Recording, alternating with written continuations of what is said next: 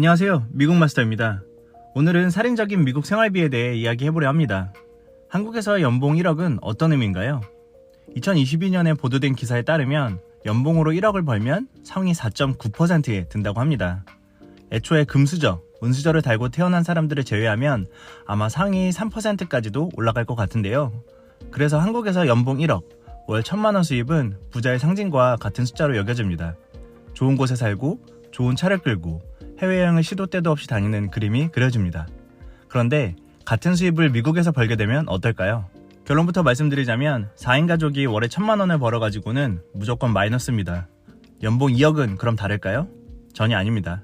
한국에 살 때 어렴풋이 미국에서는 연봉 1억도 거지라는 말을 들었던 적이 있는데 아무리 미국이 달라도 그렇지 너무 어그로를 끈다고 생각했었어요. 그런데 이민 와서 살아보니까 1억 가지고는 정말 답이 안 나옵니다.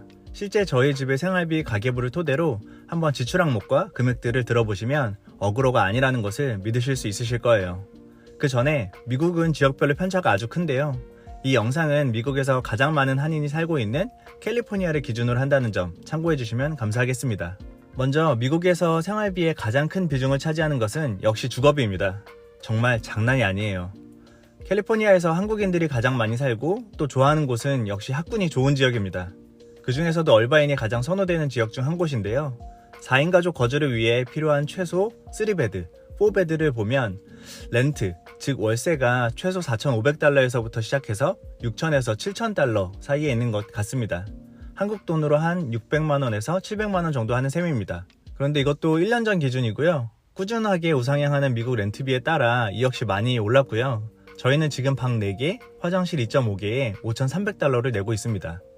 이마저도 5,500으로 올리겠다는 집주인이랑 협상해서 깎은 건데요. 이게 막 수영장 딸린 그런 호화스러운 집이 전혀 아닙니다. 그럼 만약에 이 집을 렌트로 살지 않고 매매로 하면 지출이 좀 나아질까요? 다시 진로우 사이트로 가서 이 지역을 보면 중간 가격이 한 170만 달러 정도 되는 것 같은데요. 150만 달러짜리로 한번 살펴볼게요. 진로우에서 매물 상세 페이지 하단에 보면 월 지출 계산기 섹션이 있는데요. 여기에서 원금, 이자 부분을 클릭해줍니다. 미국에서는 다운 페이먼트, 즉 자기 자본을 한 20% 정도 넣고 80% 정도를 30년 고정금리로 대출받는 게 보통인데요.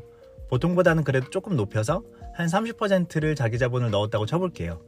그럼 매월 내야 하는 원리금만 대략 한 6,000에서 7,000달러 정도가 나옵니다. 그런데 이게 끝이 아니죠. 1% 조금 넘는 보유세를 매년 내야 하는데 그걸 월로 나눠서 추가하고 일종의 보험비인 홈 인슈런스 비를 내야 되고 HOA라고 해서 단지 관리비를 또 내줘야 합니다. 단지 내 잔디를 관리한다거나 놀이터를 관리한다거나 수영장이나 테니스 코트가 있는 경우 그런 것도 관리를 해줘야 할 텐데요. 그런 전반적인 관리비를 말합니다. 이렇게 다 합쳐보면 월에 내야 하는 돈이 9,000달러에 이릅니다. 한화로 하면 1,200만원 정도인데요. 한 달에 주거비로만 1,200만원 정도를 내야 하는 것입니다. 심지어 새 집도 아니에요. 1970년, 1980년에 지어진 50년 된 집입니다. 그런데 이 가격에는 가스나 수도 같은 비용은 일절 포함이 안 되어 있습니다. 저희 집 가계부 기준으로 가스비는 한 달에 한 50달러 정도, 수도는 70달러 정도 나옵니다. 그리고 미국에서는 집집마다 주기적으로 쓰레기통을 외부에다 가져다 놓고 쓰레기차가 가져와서 수거해가는 식으로 운영이 되는데요. 이 쓰레기 픽업 비용이 월에 한 60달러 정도 나옵니다. 그리고 전기가 참 많이 나오는데요. 한 300달러 정도를 내고 있습니다. 집에 어린아이들이 있다 보니까 여름에 에어컨 많이 틀고 겨울에 히터 많이 틀고 그러다 보니까 좀 많이 나오긴 했어요. 집에 어린아이가 없고 열심히 관리해서 사용하는 다른 집들을 보면 한 200달러 정도 나오는 것 같아요. 한국에서 주거비 다음으로 가장 큰 생활비 항목은 아마 차 할부금일 것 같습니다. 미국도 비슷한데요. 다만 아이를 키우는 집이라면 얘기가 달라집니다. 그리고 저희는 2아이를 키우고 있어요. 아이들이 아직 학교 갈 나이는 되지 않아서 데이케어 센터, 한국으로 치자면 어린이집을 다니고 있습니다. 그리고 이 비용이 정말 상상을 초월합니다. 한국에서는 나이에 따라 좀 다르지만 월 평균 50만원에서 100만원 정도 범위인 것 같고 그마저도 정부에서 지원을 굉장히 많이 해줘서 큰 부담이 없죠. 그런데 여기는 완전히 다릅니다. 저희 아이들이 다니는 어린이집은 한 아이당 2,000달러예요. 2,000달러. 한화로 월에 250만원 정도입니다. 그런데 아이가 둘이니까 4,000달러겠죠. 같은 학교를 보내면 조금 할인을 해주는데 그래봤자 합쳐서 3,900달러 내고 있어요. 한국과 달리 정부의 지원이 없는 것은 당연하고요. 그런데도 미국은 어린이집이 공급이 부족해서 대기를 걸어두고 기다려야 합니다. 저희도 6개월을 기다려서 겨우 들어갈 수 있었던 것 같아요. 또 어린이집은 쉬는 날도 정말 많아요. 특히 땡스기빙이라거나 크리스마스 같은 연말에는 몇 주씩 방학을 합니다. 돈은 월비용을 풀로 받는데 한 달에 절반밖에 못 보내요. 그렇게 연말에 어린이집이 쉴 때는 어린이집에서 맞벌이 가정을 위해 쉬는 기간만큼 서머스쿨, 윈터스쿨 이런 것들을 운영하는데요. 그 비용은 또 별도입니다. 그럼 원래 한 달에 내던 4,000달러에서 2,000달러를 추가로 내야 하는 상황이 돼버려요. 내니를 고용하면 되지 않냐고요? 내니 비용이 더 비쌉니다. 그럼 혹시 저희 어린이집의 경우가 좀 남다른 것일까요? 아닙니다. 얼바인이 아니라 LA에 가도, 샌프란시스코에 가도, 캘리포니아 어딜 가도 한국보다는 무조건 몇 배씩 비쌉니다. 물론 가정집에서 10명 미만으로 이렇게 케어해주는 곳도 있기는 하고 저희도 그런 곳에 아이를 보내본 적이 있긴 합니다만 안전이나 신뢰나 교육 전문성이나 이런 부분에 있어서 좋은 케어를 기대하기가 조금 어렵더라고요. 그마저도 한 아이당 월 1,500달러 정도나 나오더라고요. 주거 비용만으로도 숨이 턱 막히는 수준인데 아이 보육비로만 한 달에 500만 원이 넘습니다. 주거비와 아이 보육비만 합쳐도 이미 1,000만 원이 넘어버립니다. 미국에서는 차가 곧 발입니다. 한국처럼 버스나 지하철과 같은 대중교통이 잘 발달되어 있지 않기 때문에 운전을 못하면 거의 섬처럼 살아야 할 정도입니다. 한국에서도 각 가정마다 차가 한 대씩은 있지만 미국은 1인 1차가 기본입니다. 저희 집 역시 2대의 차를 가지고 있는데요. 한 대는 할부가 끝났고 한 대는 아직 할부가 진행 중입니다. 매월 할부금으로 512달러씩 원리금 할부를 갚고 있고요. 기름값은 한 달에 최소 200달러, 보험료는 146달러를 내고 있습니다. 보험료라면 차뿐만 아니라 사람 건강보험료도 있겠죠. 회사에서 대신 내주는 보험료를 제외하고도 개인이 부담해야 되는 건강보험료가 있는데요. 저희 가족은 한 달에 520달러 정도 내고 있습니다. 핸드폰 요금도 빼먹지 말아야 할 텐데요. 둘이 합쳐서 150달러를 내고 있고요. 집에 설치한 구글 인터넷은 한 달에 70달러씩 나오고 있습니다. 현대인의 필수품이라고도 할 수 있는 넷플릭스, 스포티파이 이런 엔터테인먼트 서비스 구독료도 한 달에 40달러 정도 쓰고 있습니다. 사람이니까 또 먹고 살아야겠죠. 식료품, 장보기 비용도 만만치가 않은데요. 한 달에 한 3,000불 정도 쓰는 것 같아요. 이는 외식이나 배달은 전혀 포함시키지 않은 금액입니다. 외식을 하면 요즘 팁으로만 한 15%에서 20% 정도로 내야 하다 보니 한번 밖에서 먹으면 한 사람당 20달러는 기본으로 나오더라고요. 어디 근사한 식당도 아니고 순두부찌개 한번 먹으러 가서 애들은 갈비 같은 거 이렇게 시켜주면 100달러에서 150달러는 그냥 나옵니다. 그렇게 외식, 배달비로 한 1,000달러 정도는 나오더라고요.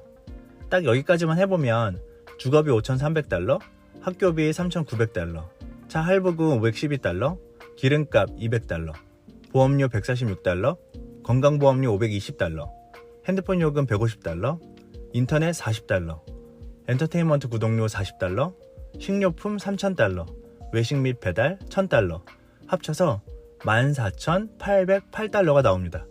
한화로 1,925만 400원이네요. 그런데 이거는 특별비용은 1원도 고려하지 않은 금액이에요.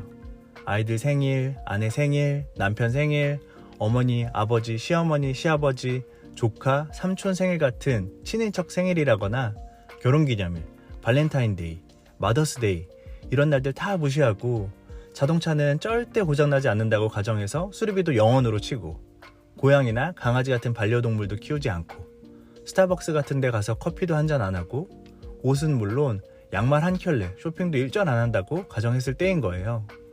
해외여행은 물론이고 어디 놀이공원도 안 간다고 치고요.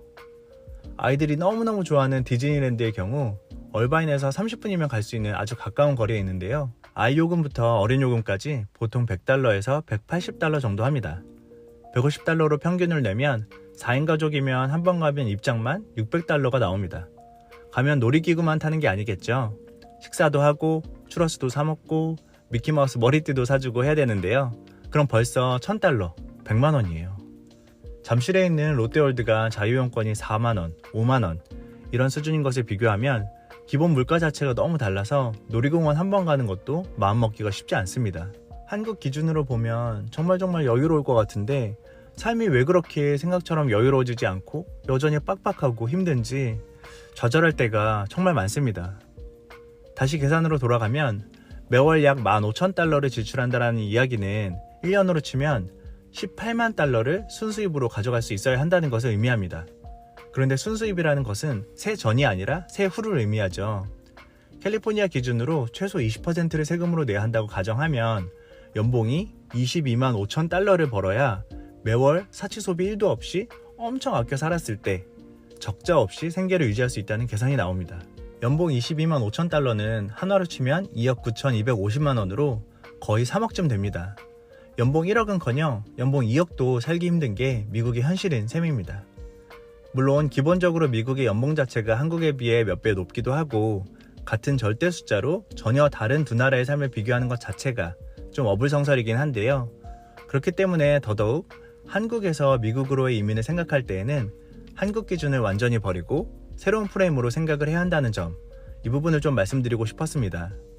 회사는 한국에 있고 한국 기준으로 급여를 받으면서 미국으로 건너와서 리모트로 하는 일을 생각하시거나 기러기 아빠처럼 일은 한국에서 하면서 미국으로 아내와 자녀를 보내는 경우에 한국에서의 윤택한 급여 수준을 바탕으로 계획을 하시면 굉장히 조금 경제적으로 곤란한 상황을 맞이할 수도 있다는 점, 이런 부분들을 유의하시면 좋을 것 같습니다.